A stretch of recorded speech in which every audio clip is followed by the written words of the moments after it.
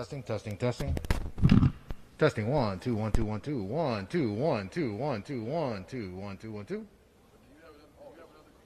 Yeah.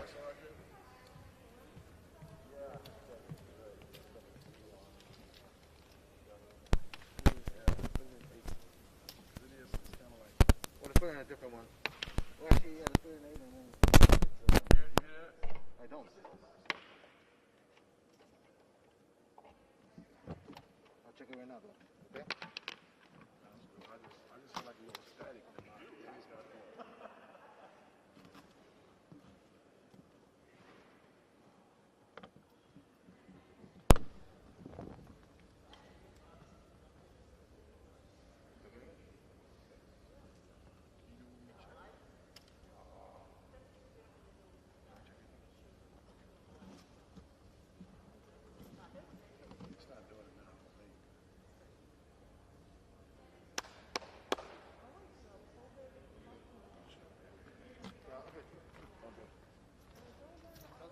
Okay. Test, test, test. 1, 2, 1, 2, 1, 2, 1, 2, 1, 2. Yep, it sounds better. Okay.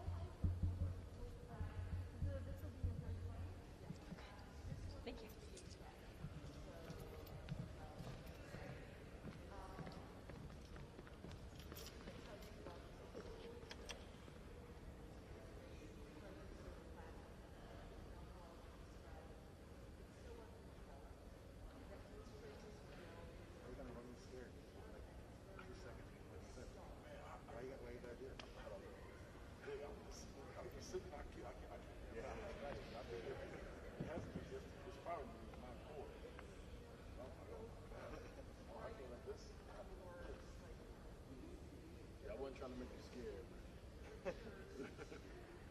Why you coming back and I'm running you crazy? Yeah, I know. That's why I want to.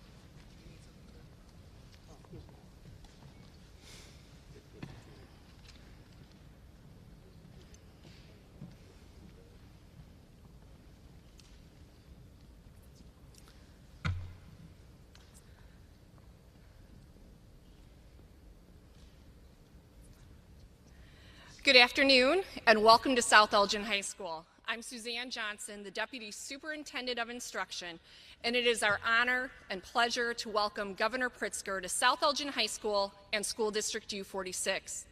Of course, we are a bit sad that our students are on spring break and our storm students are unable to welcome Governor Pritzker today as we begin our time together. As the second largest district in the state of Illinois and one of the most diverse, our preschool through 12th grade students have benefited from Governor Pritzker's longtime dedication to expanding educational opportunities, particularly for our youngest learners and our families in need. And this past year has shown steadfast dedication, stellar communication, and transparency through frequent press briefings as well as updates from Governor Pritzker's office and collaboration with our state health and education leaders.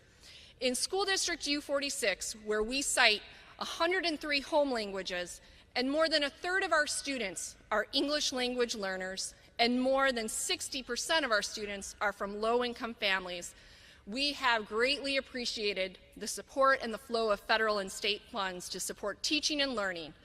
We simply would not have been able to provide the following resources for more than 37,000 students for this past year. We have provided over 5 million curbside meals. We have moved to a one-to-one district for pre-K through 12th grade students. We have provided professional development and resources that are state-of-the-art for our teachers to meet the needs of our diverse and distance and in-person learners. Additionally, as observed here at South Elgin High School today, we have provided a variety of signage, PPE, and hand washing and sanitizing stations to keep everyone safe as we return to learn. And thus, it is my pleasure and my honor today to thank Governor Pritzker for his work on behalf of all of U46 students and to welcome him to South Elgin High School today. Thank you.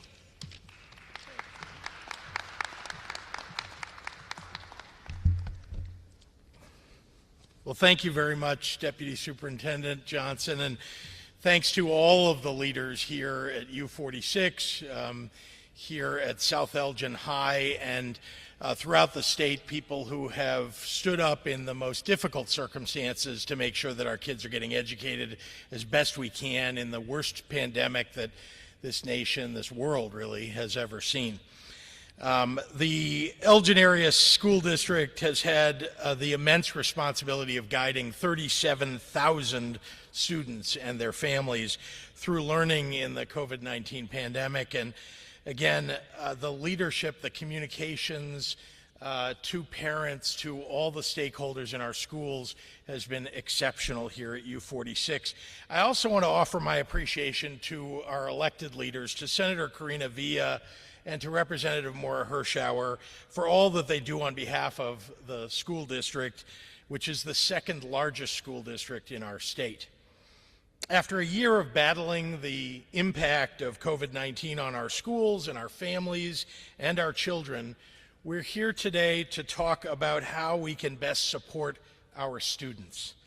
That's why I'm very proud to be here with so many leaders who are committed to education, and that includes the Lieutenant Governor of the state of Illinois, Juliana Stratton, our State Superintendent of Education, Dr. Carmen Ayala, Ernesto Matias and Irma Snopek with the Illinois State Board of Education, Dr. Jamila Jordan, Executive Director of the Governor's Office on Early Childhood Development, Dr. Brian Durham, the Executive Director of the Illinois Community College Board, Ginger Ostro, the Executive Director of the Illinois Board of Higher Education, Eric Zarnikow, the Executive Director of ISAC, and Melissa Figuera, who's representing Advance Illinois. I also want to offer my thanks to the entire P-12 Council, whose members have spent countless hours building a guide brimming with ideas for our K-12 institutions, our early learning providers, and our higher education schools. We're all here today because of the tremendous challenges that this pandemic has created for every child in this state.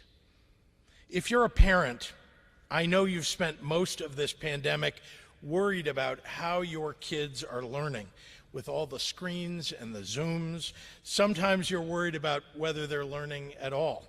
To say nothing of the most constant worry, how will this pandemic impact their future? If you're an educator, I know that you've had to invent new ways to teach, having virtual dance parties to keep kids engaged, visiting the front lawns of your students, dropping off packets of material to help kids who need it.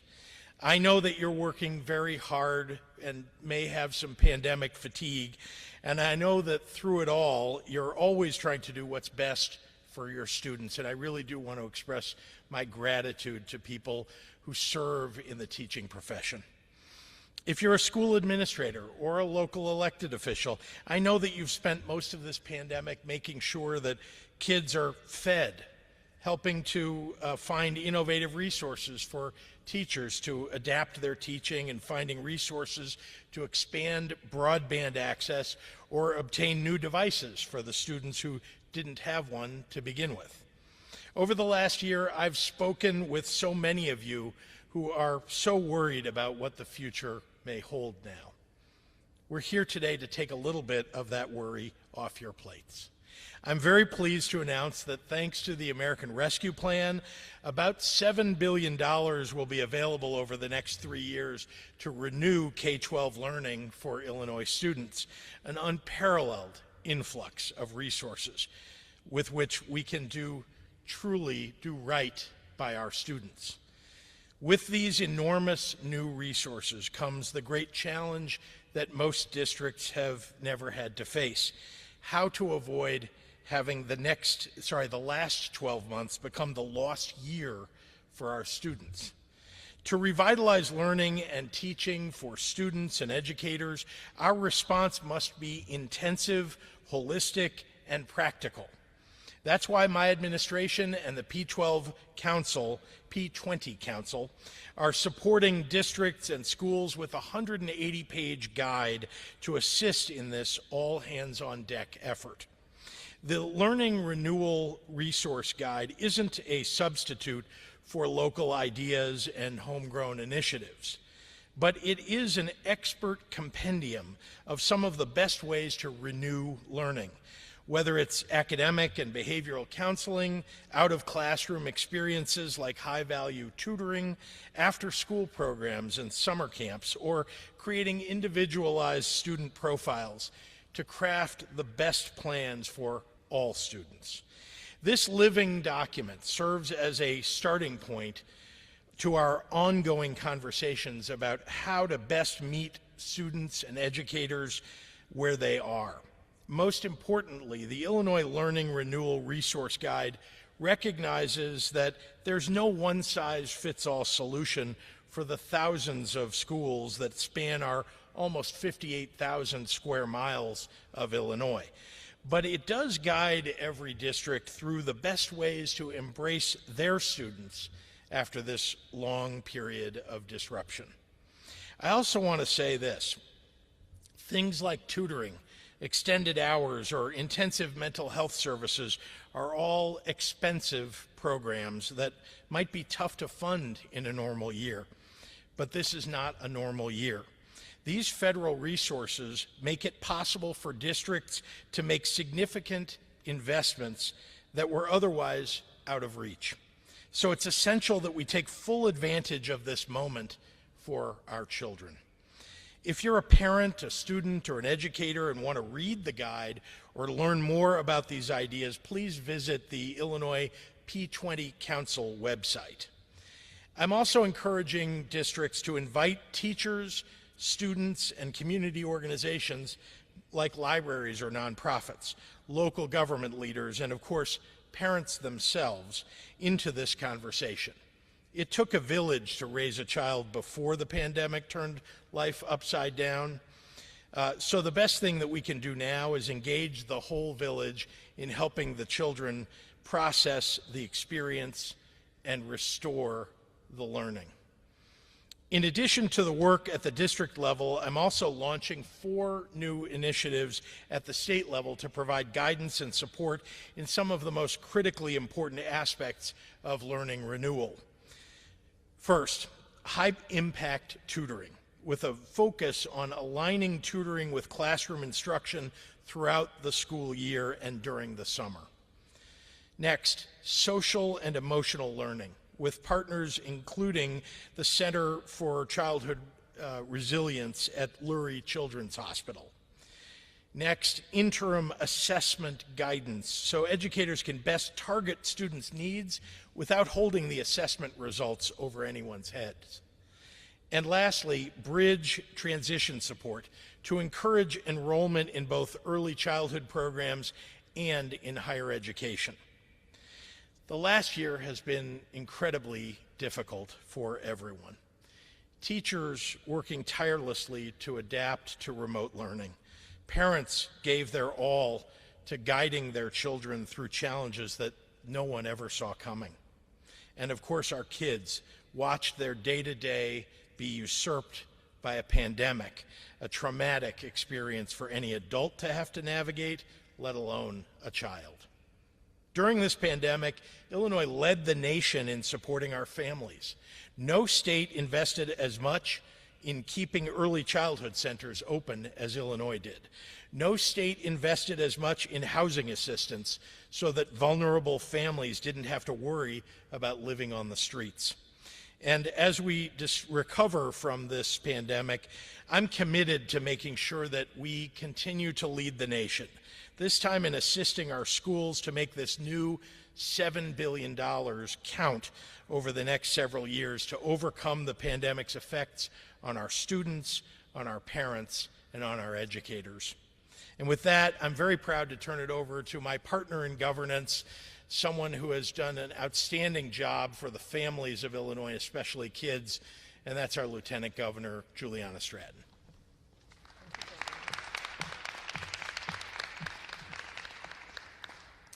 Good afternoon, and thank you, Governor Pritzker, for your decisive leadership throughout this pandemic.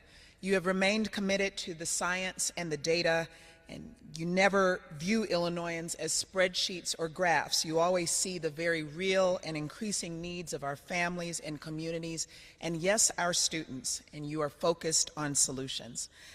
Deputy Superintendent Johnson, thank you, and to the entire team here at South Elgin High School for hosting us today.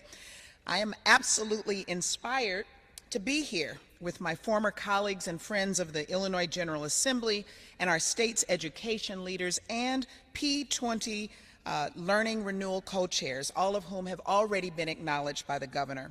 Thank you for your visionary and compassionate leadership and your presence here today. The Illinois Learning Renewal Resource Guide is really like a toolbox filled with the very best ideas and strategies and solutions for helping to support our students, educators, and families as we all recover from this pandemic. The COVID-19 pandemic has caused us all to be flexible in ways that we never could have expected. And just as we have had to adapt, the resource guide must also be viewed as a living document that can evolve as the needs of our students evolve. In fact, we encourage feedback on the guide from all of our stakeholders as to how it's being used throughout the state. And in response, we will be updating the guide as we learn more about what these strategies look like in practice. Moreover, the state will be available to provide support and technical assistance as districts implement these strategies. And this is only all possible because of the collaborative nature of this work, with equity being our guide. Equity is a key driving force in learning renewal because students have different needs, and recovering from the pandemic will vary depending on the school district. As chair of the Governor's Rural Affairs Council, I've spoken with high school students in rural communities about their struggles with online learning due to a lack of access to quality broadband. And as chair of the Illinois Council on Women and Girls, I've heard from many girls throughout our state about the isolation from not being in school, how difficult it has been to ask their teachers and peers for help, and the impact that all of this has had on their self-esteem. Still, other students from urban and suburban communities have shared how they've had to work to help support their families or help take care of their younger siblings, or how distracting it has been to try to work in a household full of people. In other words, when we talk about learning renewal, the conversation is not just about academics, though obviously that's important. But this has been a tough year for our students. They have seen so much and experienced so much. And many of them were already living with anxiety and uncertainty in their lives even before this pandemic. I am excited that the P20 Learning Renewal Resource Guide focuses on the whole child and includes resources for social emotional learning so that our most vulnerable students will have access to trauma-informed support. Think about it. Students have lived with the anxiety of sick loved ones and are grieving the loss of family members. They have experienced economic upheaval in their families, some of them experiencing food insecurity perhaps for the very first time. And add to this the civil unrest in response to the racial injustice, and they're wondering why everyone does not have full access to equal justice under the law. There's so much for our children to process, and while this Learning Renewal Resource Guide, Learning Renewal Resource Guide, we will be better equipped to meet them where they are and help them to be their healthiest selves, and this in turn will help them learn. The pandemic is not over, but I am hopeful for the future of our children, and I look forward to our administration not only collaborating with stakeholders, but celebrating and sharing successes as we continue to recover. Now, I'm happy to introduce a real champion for education equity and one of the P20 Council Learning Renewal co-chairs, our State Superintendent of Education, Dr. Carmen Ayala.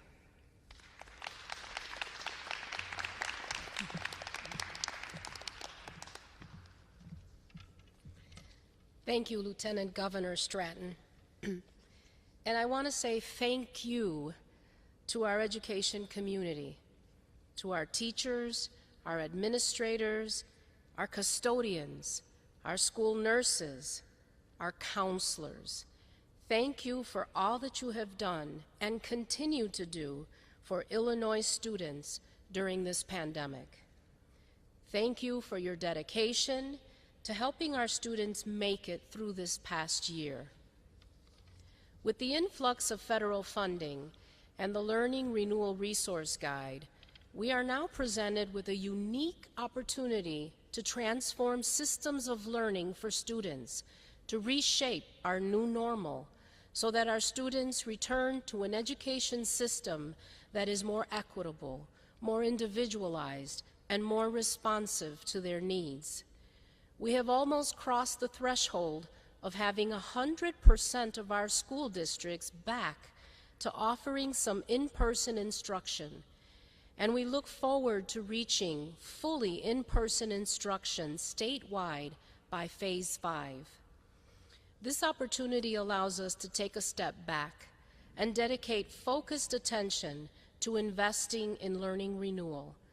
With the help of more than 300 educators, students, and administrators from across the state, we created a roadmap for how our education system can emerge from this pandemic stronger, even with greater capacity to close gaps and achieve equity.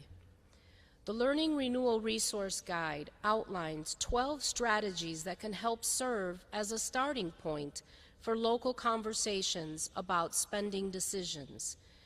These 12 strategies fall into one of two areas, or two buckets: social emotional learning and academic growth. We very carefully reviewed and studied innovative ideas, practices, and initiatives from across the country to determine which ones could be replicated and implemented by our Illinois schools. We're not asking school leaders to tackle them all. Rather, we are encouraging our superintendents to consider their 3 to 5 biggest challenges locally and to focus on the strategies that align with those local needs. We encourage superintendents to get the community involved and to engage and strengthen partnerships with all stakeholders because, as they say, many hands make light work. And like many things in life, there is no one-size-fits-all approach. We have 852 separate, unique, special, and distinct school districts in Illinois. So what works for a rural district may not work for a suburban or an urban district, and vice versa. We share the same destination of learning renewal, but the road is going to look different for everyone. Take Chicago Public Schools as an example, the largest school district in our state. CPS implemented high-impact tutoring for nearly 3,000 underserved 9th and 10th grade students on the south and west sides. Students participated in small math tutoring groups for an hour every day. That hour every day helped to boost those students' academic and reduce math course failures by 1/2. Then there's Williamsfield School District, a small rural school district in Knox County that serves about 300 students in one building. Back in 2013, they decided to use online open source materials, many of which are free, instead of purchasing traditional textbooks.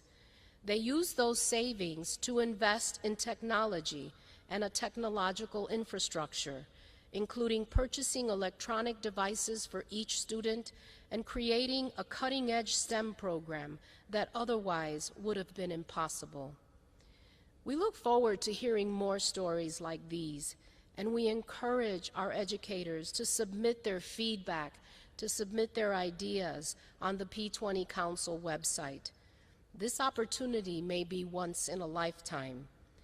Our preschool through 12th grade education system has $7.8 billion in federal funding to right the wrongs caused by the pandemic and to address the disproportionate impact on our low-income students and on our students of color.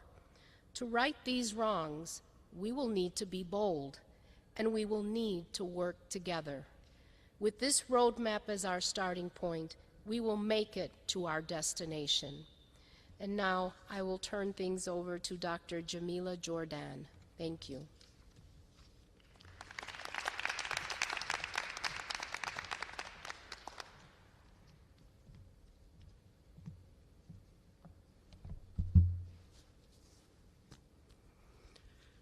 Good afternoon. First of all, it's a pleasure to be here at South Elgin High School. First of all, I'd like to acknowledge the governor, Lieutenant Governor Stratton, as well as my co-chairs. But I especially want to take this opportunity to acknowledge the early childhood community who really stood up during a very difficult time during the last year as part of the pandemic. As the governor mentioned, I serve as the executive director of the Governor's Office of Early Childhood Development, and in that role we serve as a convener and coordinating body for our child and family serving state agency partners. So as part of the learning renewal efforts outlined by our governor, through partnerships and collaboration, the Governor's Office of Early Childhood Development will provide leadership in the following areas: infant and early childhood mental health consultation, early intervention, and the development of an early childhood enrollment campaign. The pandemic has highlighted the need for increased social and emotional supports for Illinois' youngest children, their families, and other early childhood workforce members. The model for infant and early childhood mental health consultation recognizes that social and emotional development is the foundation for success in learning and in life. Illinois is one of the few states to offer infant and early childhood mental health consultation. The approach is relational, is strength-based, and individualized to support children, families, providers, and systems in diverse communities and settings. The Governor's Office of Early Childhood Development, in collaboration with the Illinois Head Start Association, the Illinois Association for Infant Mental Health, the Illinois Children's Mental Health Partnership, Chatta Caregiver Connections, the City of Chicago's Department of Family and Support Services, and our state agency partners will promote access to infant and early childhood mental health consultation across our child and family serving programs. There is a need within the state to increase the number of consultants. There is a need to, with the goal to reduce the wait time for providers and make it easier to access critical social emotional supports as we engage in our young children's learning recovery. Our efforts will promote trauma-informed social emotional response practices within communities, especially in those communities that have been disproportionately impacted by the pandemic. A public awareness campaign will be developed in multiple languages to promote infant and early childhood mental health consultation to key stakeholders.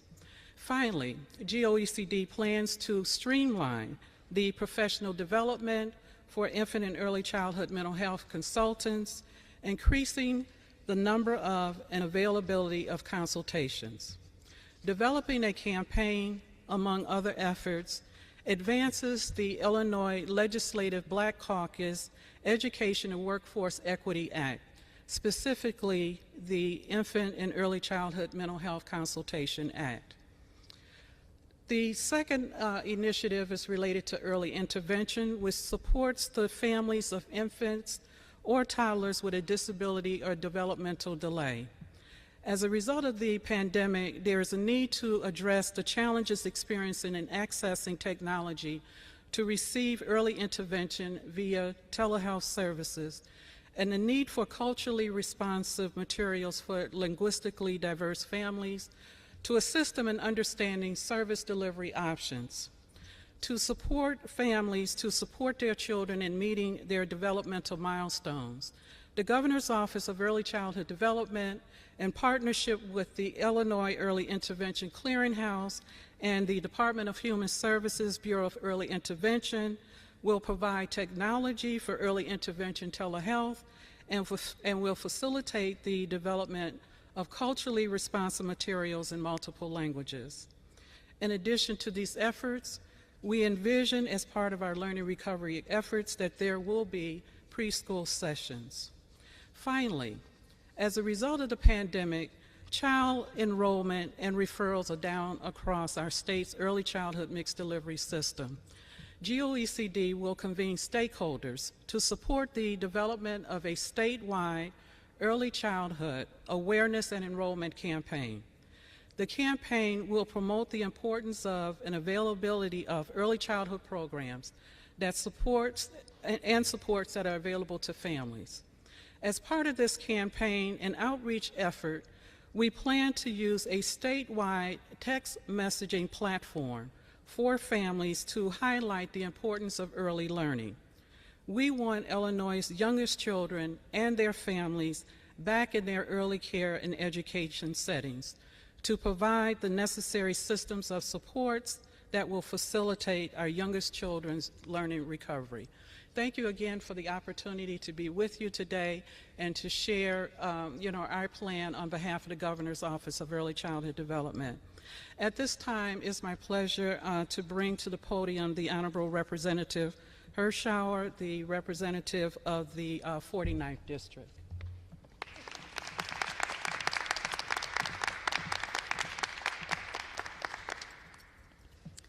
Thank you, Dr. Jordan.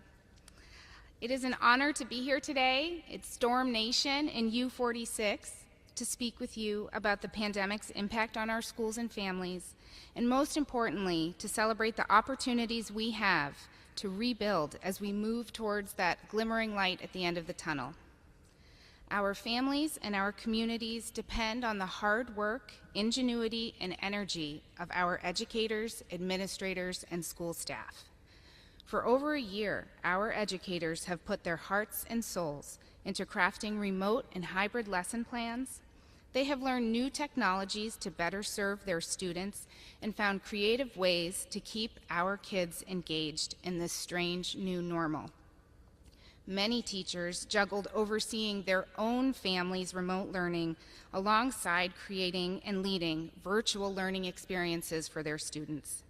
It has been a hard year, and I am grateful for the grit and adaptability of our teachers, administrators, and school staff. For Illinois families, this past year has been one of cobbled together childcare, balancing work with remote school schedules and basically hanging on by the skin of our teeth.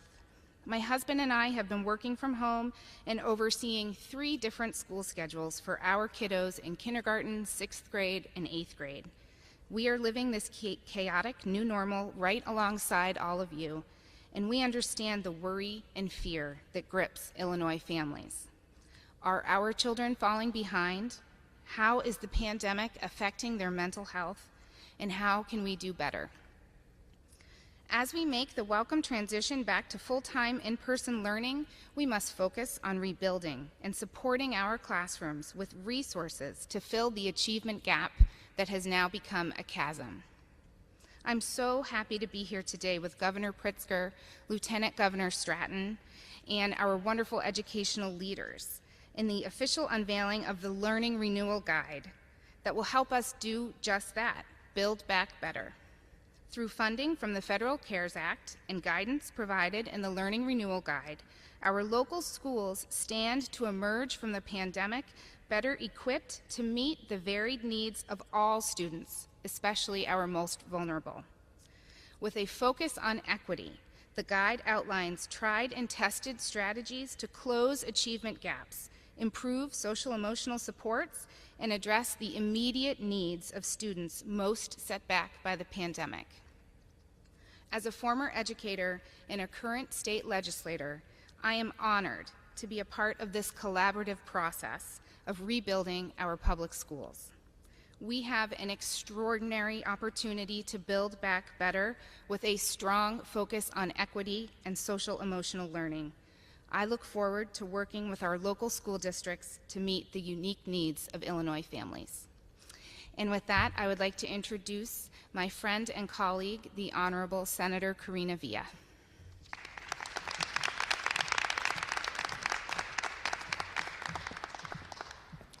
Hello, everyone. Although I stand here as Senator Karina Villa, I have a more preferred title that I've had in my lifetime, and that was the title of Miss Villa, school social worker. I worked as a school social worker for 15 years in severely underfunded school districts. In that time, I saw the care and compassion that educators, school board members, parents provided their children, and the support that they offered for their futures. When the pandemic hit, how I wish I could have been there alongside with all of those teachers and parents, being there to comfort them and help them through these difficult times.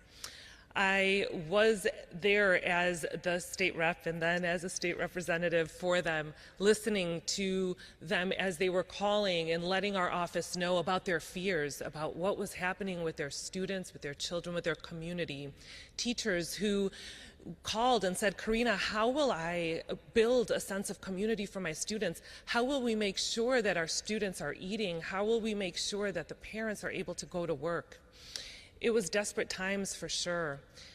Now we are at a time where we're able to start turning that new page and looking forward while also remembering all of what happened in this last year, but also what has happened in the last many years in our underfunded school districts, like our wonderful and beautiful school district that we are in right now, U46. We have this opportunity to move forward, and this P20 guide is such an awesome first step for these school districts who have had to do for so long with so little. I want to highlight a few of those key points in the P20 guide. I want to talk about the social emotional learning. As a school social worker, you will know that this is a topic that's near and dear to my heart. I've spoken to pediatricians in the area who have said, Karina, students are coming to us, families are coming to us desperate because their children have really suffered so much during this time. I urge the school districts to look and see how this guide can help us move forward in providing assistance, not just for the students, but also professional development for the teachers who they themselves have gone through so much in this last year. I'm really excited to see how our champions, our heroes, our educators, bring us forth out of this dark time, bring forth our students out of this dark time into a new age, because we've learned so much during COVID. We've learned how to be resilient. We've learned new tricks, new ways of engaging students. Let's keep going and move forward. I'm so excited. Thank you all for this opportunity to be here with you all, and I would like to welcome Melissa Figueroa to speak next.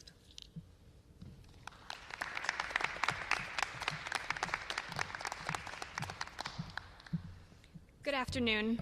I'm Melissa Figueroa. I'm here on behalf of Advance Illinois, a bipartisan nonprofit education policy advocacy organization. First, I'd like to thank Governor Pritzker and his team for inviting me here today to celebrate the launch of the Learning Renewal Resource Guide.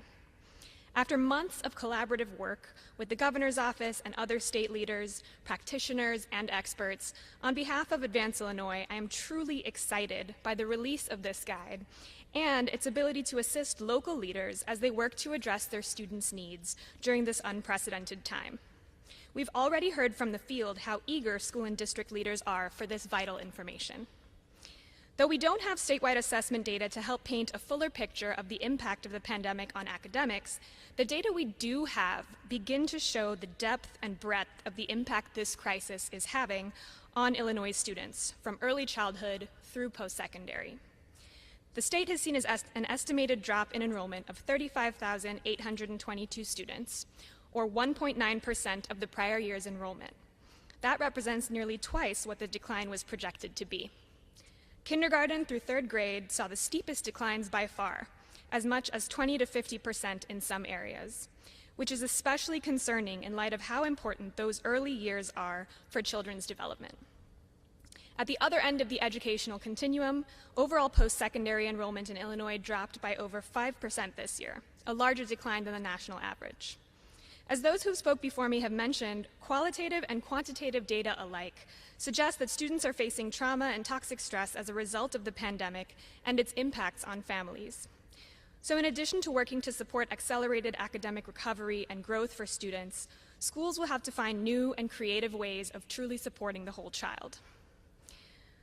And as we're grateful for the heroic efforts of educators and school and district leaders who work tirelessly to meet the extraordinary needs of our students, which definitely are a source of light and hope, we also know that the hard reality is that recovery and renewal will likely take years.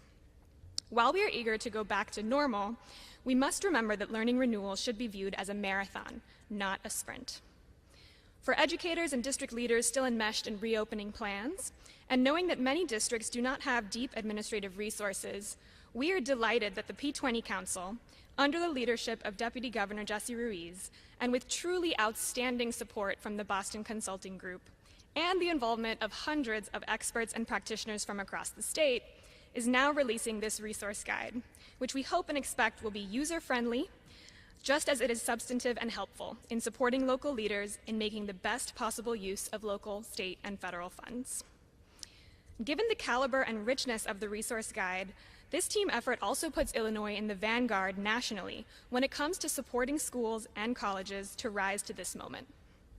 So again, thank you, Governor Pritzker, Deputy Governor Ruiz, State Superintendent Ayala, Brian Durham, Ginger Ostro, Eric Zarnikow, Ernesto Matias, and Beth Swanson.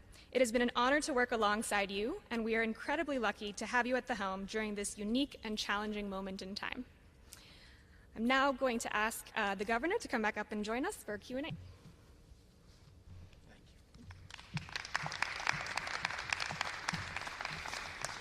I'm happy to take any questions from members of the media. Good afternoon.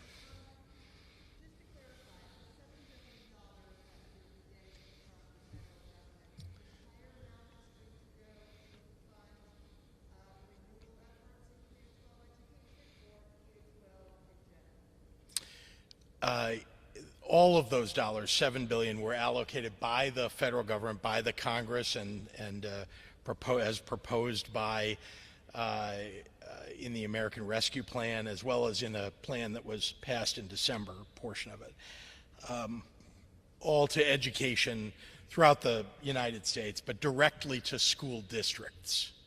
And so that $7 billion is in fact focused on things, all of it focused on learning renewal.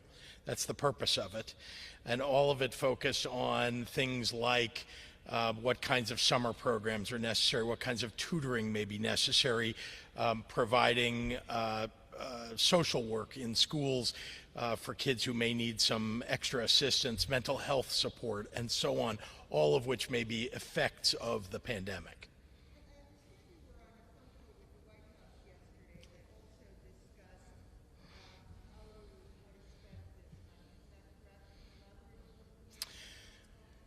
Well, the call that I was on was mostly about vaccines. There's also, you know, this was the pandemic response group that the White House has put forward, led by Jeff Zients. The governors also have raised questions about how best to use some of these funds to make sure that they're used properly in districts across their states. But let me be clear, these dollars are in addition to the dollars that the state of Illinois already provides to schools, in addition to the dollars that local school districts provide. This is to make sure that we're bringing kids back to the kind of level of learning that they had before the pandemic, and to try to focus on those kids getting you know, on the same path that they had been on prior to COVID-19.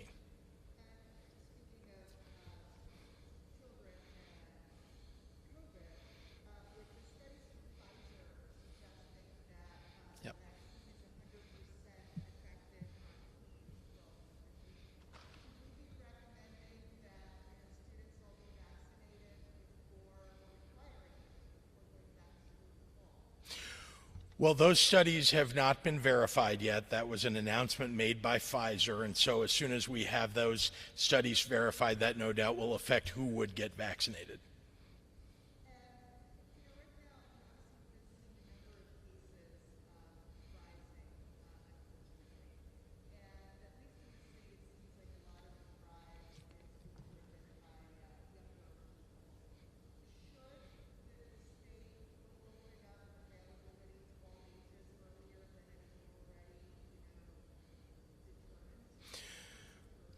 Well, the state already has. So we have a date for everybody in the state beginning April 12th. Every adult, everybody that is 16 years of age and over, that they may make an appointment to get vaccinated. And then prior to that, I realize we're on March 31st today. Prior to that, we've also opened it up in areas of the state where they've seen a lax amount of demand. In other words, there are areas of the state where there are fewer people signing up for appointments than you might expect. They're not filling every appointment that's being put forward.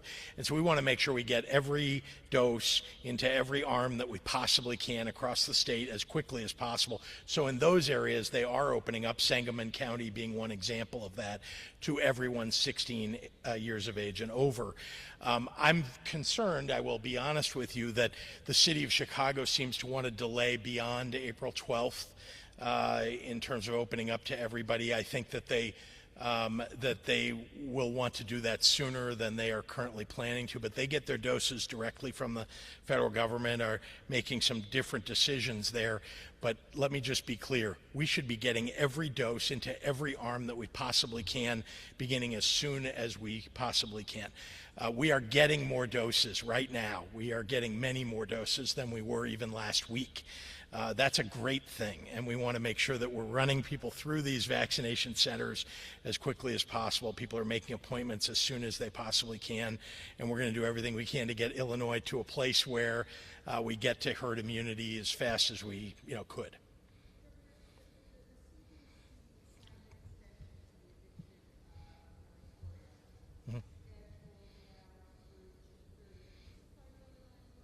It applies to the entire nation, as I understand. Mm-hmm.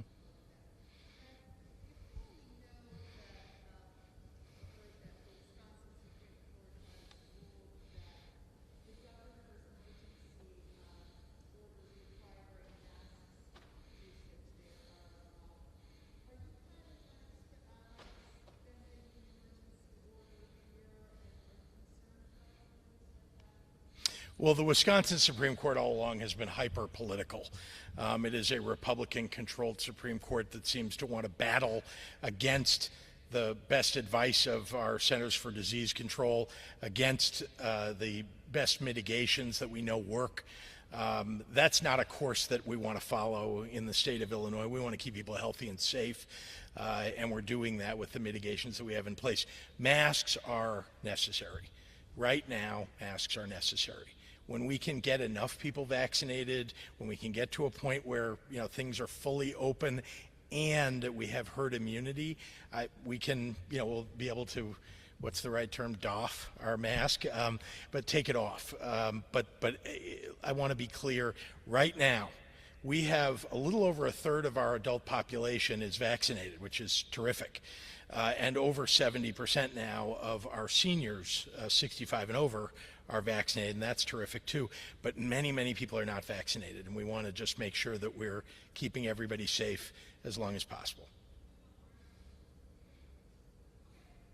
Thank you.